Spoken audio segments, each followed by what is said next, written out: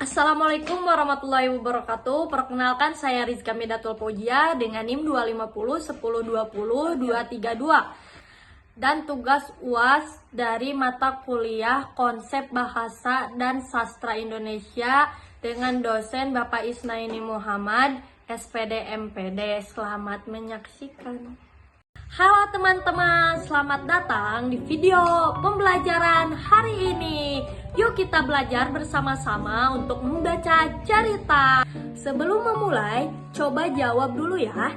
Pernahkah kamu mendengar cerita dari orang tua atau gurumu? Nah, menurut kamu, apa saja sih yang biasanya ada di dalam sebuah cerita? Ya, betul. Ada tokoh, tempat, kejadian, dan peristiwa yang terjadi di dalam cerita tersebut.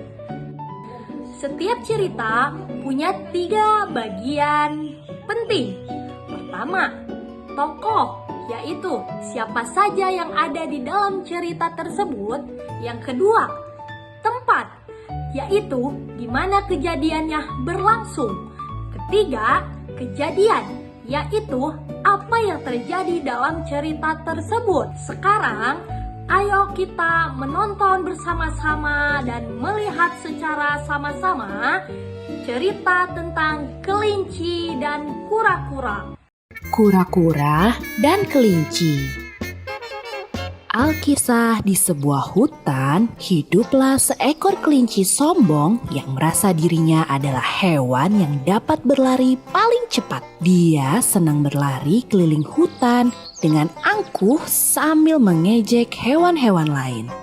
Suatu hari, kura-kura, keong, dan bekicot tengah berkumpul dan berbagi cerita di tengah hutan. Tiba-tiba saat mereka tengah asik mengobrol, datanglah kelinci yang berlari dengan cepat melewati mereka. Debu-debu pun berterbangan dan membuat 3 sekawan itu terbatuk-batuk. Kura-kura menjadi kesal kepada kelinci yang tidak menghargai keberadaan mereka. Kura-kura pun menegur kelinci.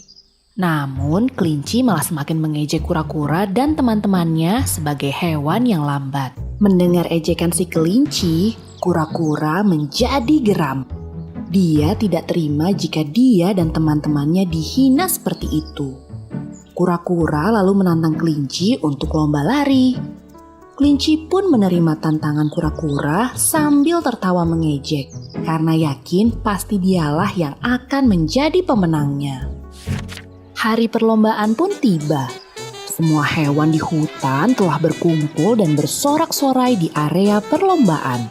Saat lomba lari dimulai, dengan mudahnya kelinci langsung memimpin perlombaan.